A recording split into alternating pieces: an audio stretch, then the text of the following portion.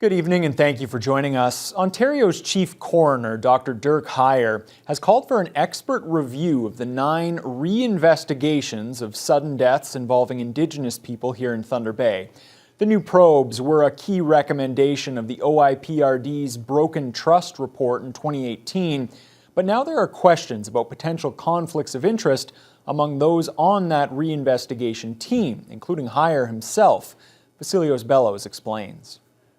We recognize that we weren't the right people to be overseeing this because of the potential that we could impact recommendations that could come to ourselves. And that's not right. Chief Coroner Dr. Dirk Heyer was one of the people on the committee appointed by the Office of the Independent Police Review Director to oversee the 9 death reinvestigations. The investigation team was led by a retired OPP superintendent.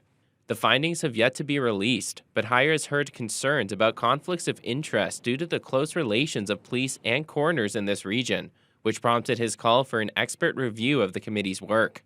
There's going to be a specific writing team brought together under the authority of the Coroners Act to take all of the information that we learn through these reinvestigations from the families, from investigators, from others participating, and prepare a report and potential recommendations. That will be up to them, potential recommendations to all of us. The reinvestigation process put an emphasis on consultation with the Indigenous community. This was to ensure a fair process and just outcomes of the investigation itself. Heyer noted that this emphasis on collaboration needs to be prevalent in the expert review of the committee and when that independent panel authors the final report. Indigenous communities, Indigenous leadership, families who are impacted by this, that's fundamental to be informing what the report will prepare, what the report will report on, and what recommendations may arise. So they will. This is, in my perspective, going to have an Indigenous lens to the report itself. There is currently no timeline as to when we can expect the report from the expert review team to be released, with the process still in its early stages. Vasilios Bellows, TBT News. The Ford government has announced it's now going to allow the resumption of non-emergency surgeries as province-wide hospitalizations decline. And there's also good news for students who can once again participate in extracurricular activities, including high-contact sports. The announcement was made by Dr. Kieran Moore this afternoon. The province is also reportedly considering accelerating its plan to ease other restrictions as well. Colin DeMello reports.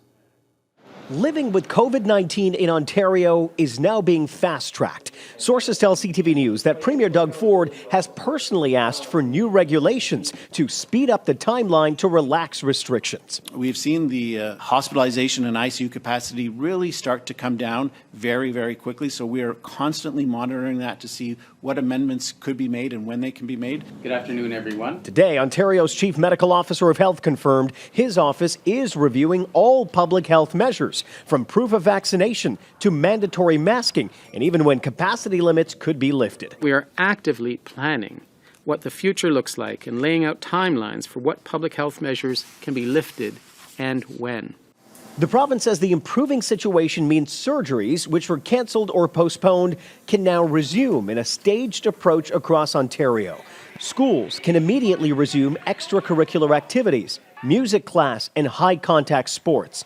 And even the reopening timeline set by the province just weeks ago is now in flux. We've built the date for February 21st of reopening.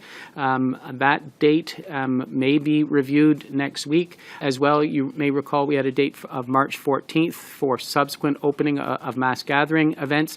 I think given the rapid decline in all our case counts, we will follow Ontario data. We will make Ontario-based plans. What's unclear is when the proof of vaccination program will be eliminated. The province says it's not going to change the definition of fully vaccinated to 3 doses. So the Science Advisory Table says that reduces the effectiveness of the program, meaning it could be lifted sooner rather than later. Mandatory masking will likely be the last to be lifted. I do think masking in public indoor spaces like transit, subways, buses will be maintained until we really have very low endemicity, and that would be cases below 10 per 100,000. The redesigned plan seems to fit in with Ontario's new approach. Ontario is well positioned to make the pivot to living with COVID-19. But Dr. Kieran Moore insists he is still following the data. we will make an Ontario-focused, Ontario-based, data-driven, science-driven decision. He's promising more information to come next week. Colin DeMello, CTV News. So while hospitalizations across the province may be in decline, COVID-19 numbers at the Regional Health Sciences Centre are back up again across the board today after dipping on Wednesday. There are now 47 COVID patients in hospital, up from 40 a day ago. And intensive care numbers are up as well, from 6 to 9. The overall hospital occupancy rate is back above capacity at more than 106%, and ICU occupancy has risen to nearly 91%. There is some positive news today. The COVID-19 outbreak at Hogarth Riverview Manor is now over, according to the health unit. There are now 11 active outbreaks across the district. The federal government is pledging support for some area First Nations dealing with rising COVID-19 cases. The Sioux Lookout First Nations Health Authority is now reporting 367 cases across its 16 communities. There are 152 cases in Mishkegowgaming, a community of just 1,300 people near Pickle Lake. Pikangikum has 74 infections, and Abmatung First Nation is now up to 69 cases. The federal support was announced by Indigenous Services Minister Patty Hajdu during her weekly update on COVID in First Nations. This morning, Minister Blair announced that an RFA had been approved for Mishkegowgaming First Nation in Ontario, which currently is dealing with an outbreak and increases in cases. Similarly, a request for assistance has also been approved today for Ibumatang First Nation. The request for assistance will allow the Canadian Rangers to help out in those communities as a large number of residents either isolate or recover from the virus. Hundreds of home and cottage owners north of Lappy are strongly opposed to the development of more gravel pits in their area. Those against the aggregate pits say the added traffic would be too dangerous, as the narrow roads are already unsafe. But one of the companies waiting to construct a new pit near One Island Lake is defending its plans. Corey Nordstrom has the details. Safety concerns have residents of Fowler Township ringing alarm bells over two proposed gravel pits in the area. A 5-kilometer stretch on Gilbride Road is the proposed site of the Milne Hawkeye Lake pit and the Kangas pit by Bruno's, which Fowler residents such as Eric Zakruski are against. Both companies are looking for permits that will allow them to actually haul up to 40,000 dump trucks per year of aggregates down the only road that all of the residents can use. So a lot of people have been watching this. They're really concerned.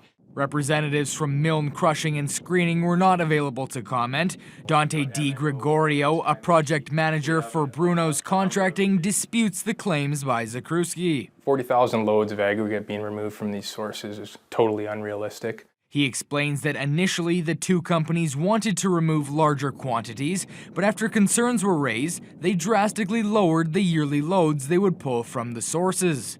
Specifically, our correspondence to Mr. Zakruski has indicated that our absolute maximum upset limit is in the range of 8,800 loads per annum, maximum upset. And I know the most recent correspondence I've seen from the other proponent has indicated he's projecting around 1,700. Even if there are fewer gravel trucks on Gilbride Road, Zakruski believes the roadway is currently meeting the bare minimum standard, and he's commissioned an independent engineering study to prove his point. Over 25% of the 5 kilometers of road that these companies are proposing to use is completely unsafe. It's narrow. The trucks cannot safely pass. They cannot pass parked emergency vehicles or school buses safely.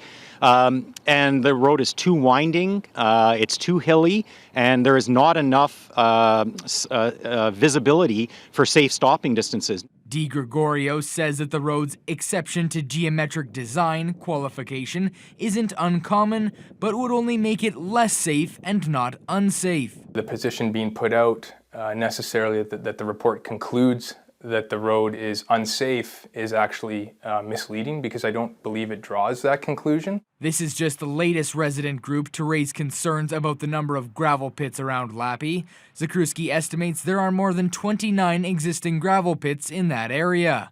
Corey Nordstrom, TBT News.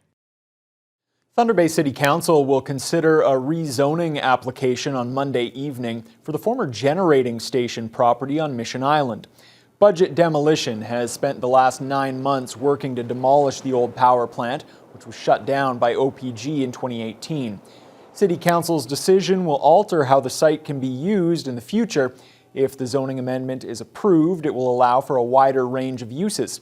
One idea is a computer data center. However, there's currently no specific proposal for the site just yet. Other potential uses include manufacturing, chemical storage, or transportation terminals. Budget Demolition officials say there's a lot of interest in the property and that it's a matter of finding the right use for it. The underground gym and youth center has received another significant donation from a local business. The Valhalla Inn has provided several pieces of used exercise equipment for the gym on East Victoria Avenue.